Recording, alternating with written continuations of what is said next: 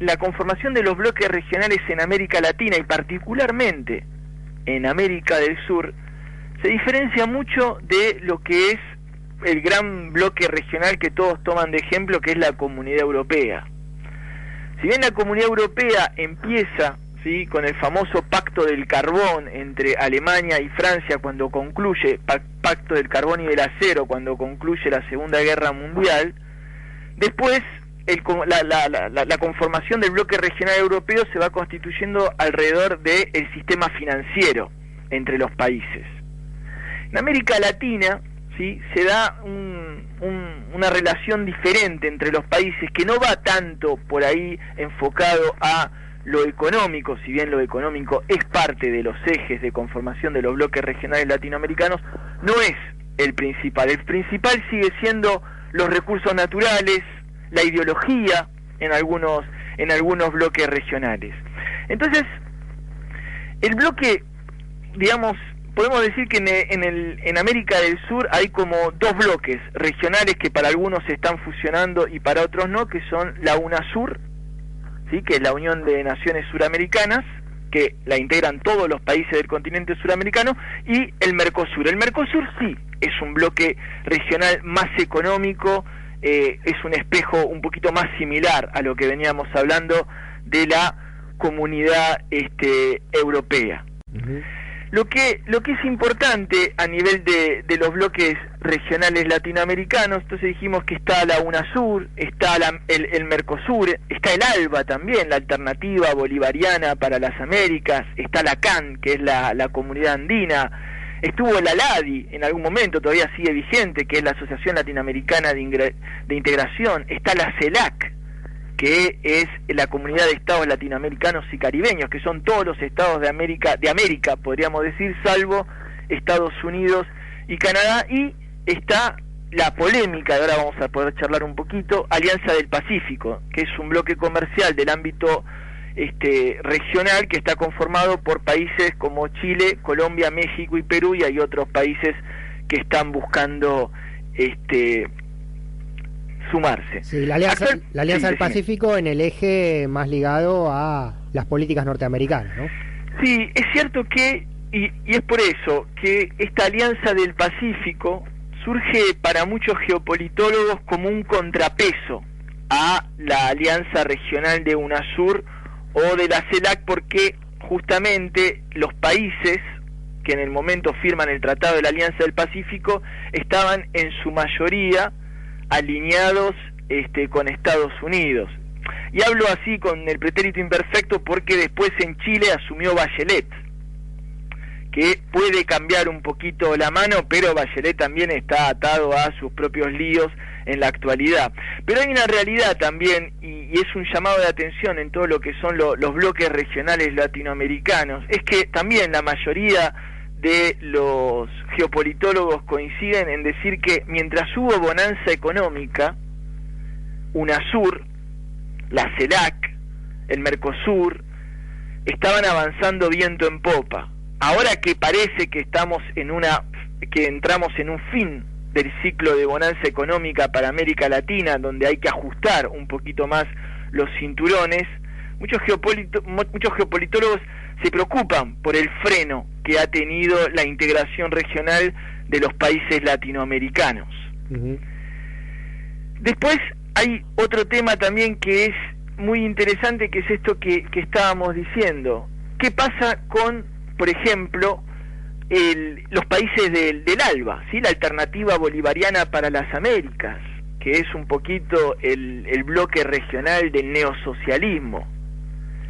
Para muchos, hay muchos geopolitólogos o muchos analistas internacionales que se decían que después de la muerte de Chávez, el ALBA estaba condenado a morir. Y si a esto le sumamos los problemas que está teniendo Maduro a nivel de política interior, más la terrible caída del petróleo, del precio del barril del petróleo, que perjudica fuertemente a Venezuela, hoy en día es real que el ALBA está en una situación que es bastante preocupante. Algunos ya hablan de un ALBA agonizando, otros dicen no, hay que ver qué pasa cuando se frene un poquito la tormenta en Venezuela. Pero la realidad es que es preocupante la situación actual de la integración latinoamericana. Esto lo veníamos hablando también cuando hacíamos otros programas en Radio Madre. Nosotros siempre estuvimos llamando la atención de que este es el momento en donde hay que reforzar la integración regional, justamente cuando las economías de los países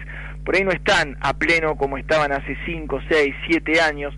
Es el momento justamente en el que hay que afianzar mucho más el motor regional, porque justamente, y hay que empezar a pensar en región más que nunca, porque gran parte de los éxitos nacionales de cada país, sobre todo de América Latina, dependen y van a depender cada vez más de los procesos de integración regional. Y en esta instancia, en este año donde aparecen muchos países latinoamericanos que empiezan a firmar sus tratados de libre comercio, cada uno por su parte, ¿sí? Recordemos el famoso divide y reinarás. Más que nunca llamamos a esto que decimos la necesidad de integrarse regionalmente para poder discutir de igual a igual, ¿sí? Frente a estos amos que tiene el mundo. Así es, Damián, y no hay ningún país que se escape a estas lógicas, digo desde lo ideológico también.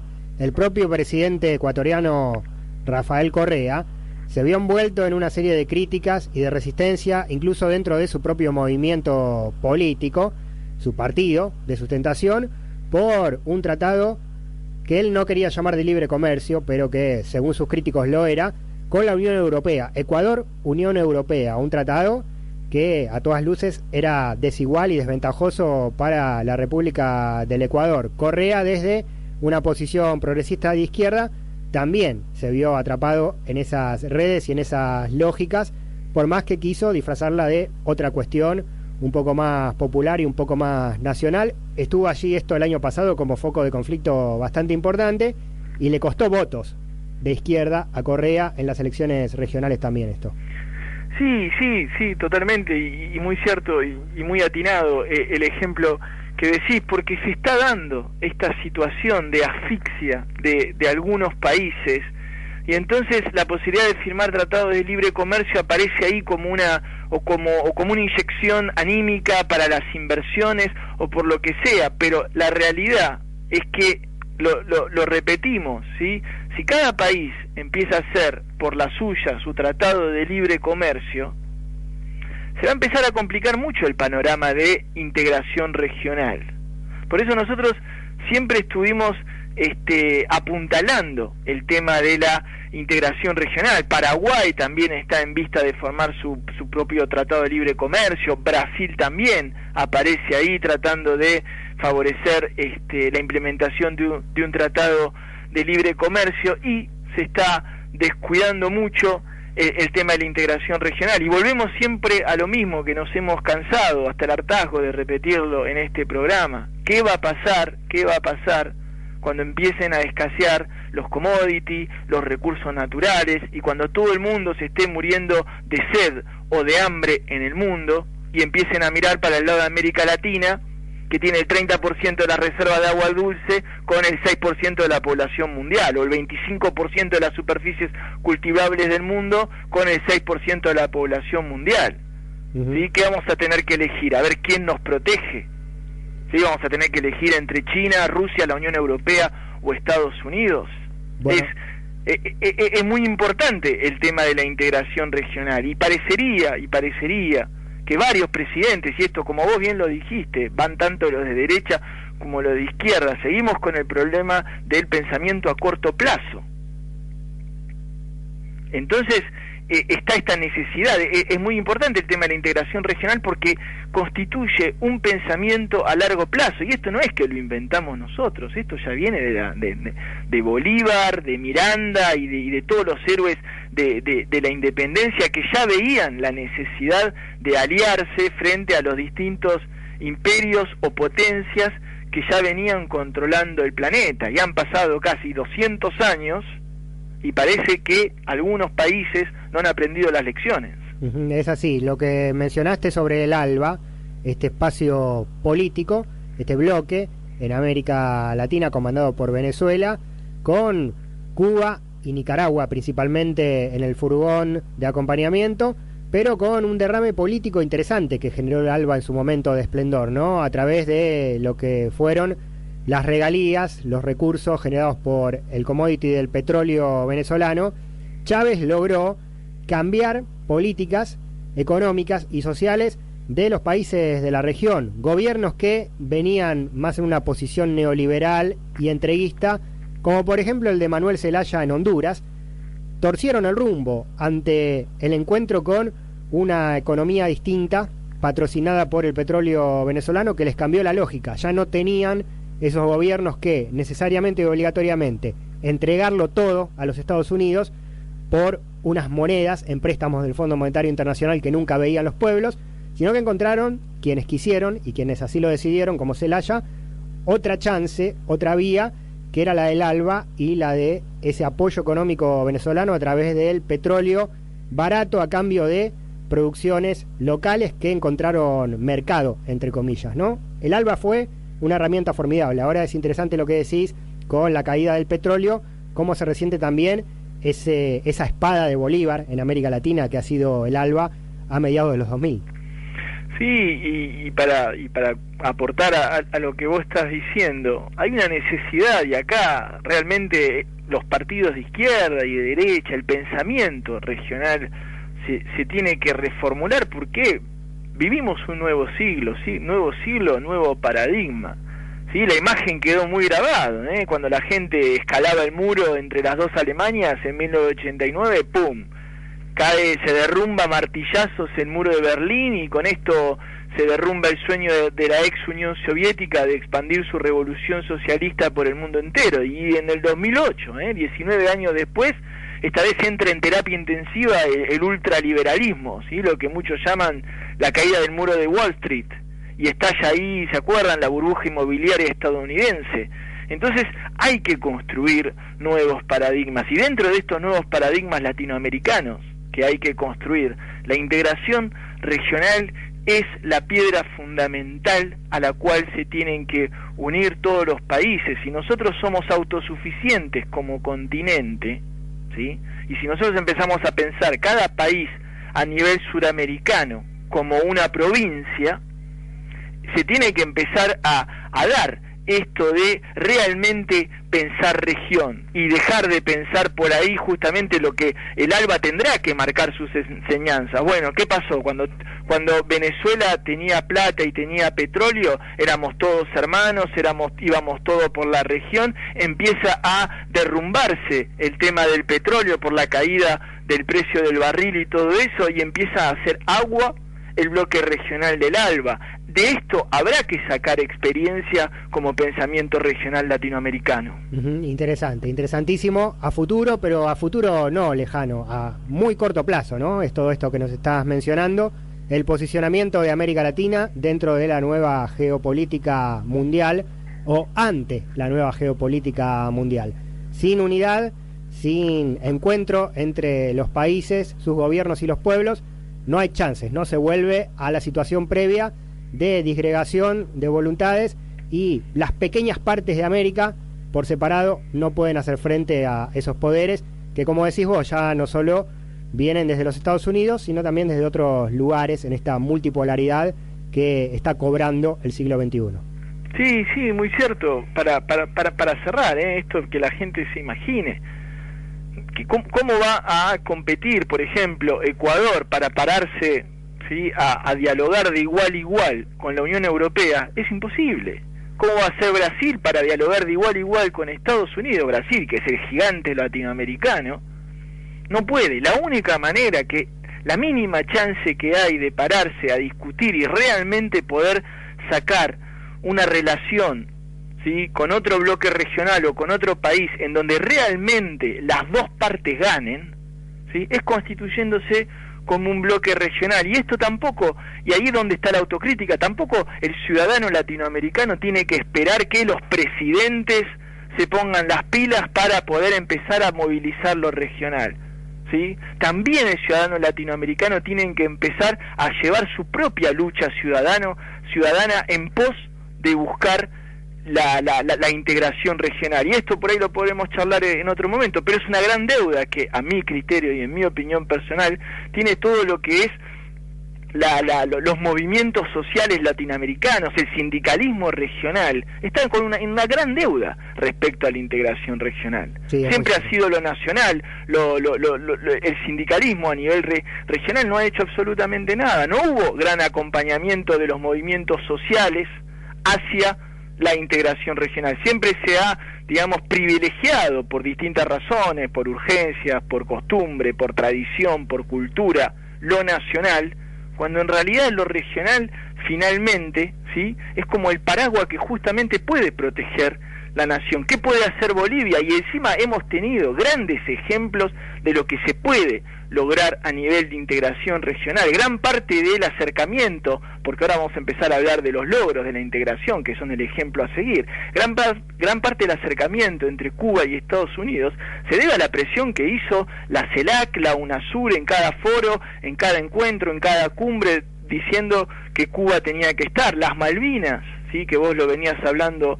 al inicio del programa, gran parte de esto de Argentina, de poder posicionar el tema de las Malvinas en todos los ámbitos internacionales, es porque ha habido un apoyo indiscutido de la región. En el 2008, cuando se da la crisis en Bolivia, donde la medialuna rica, la parte rica de Bolivia se quiso separar en un intento de autonomía muy peligroso para la sociedad boliviana, ahí estuvo la UNASUR firme y pudo frenar el tema de la autonomía de la cumbre, cuando hubo el famoso, casi que llegamos a la guerra fratricida entre Ecuador, Venezuela y Colombia. También ahí la integración regional fue un motor de paz para el continente. Entonces, con todos estos éxitos que ha tenido la integración regional a favor de los países, ¿sí?, llama la atención y preocupa este freno que estamos teniendo a nivel de integración regional. Bien, es importante, como decís, el papel de las organizaciones y de los pueblos, además de los gobiernos. Los gobiernos son coyunturales,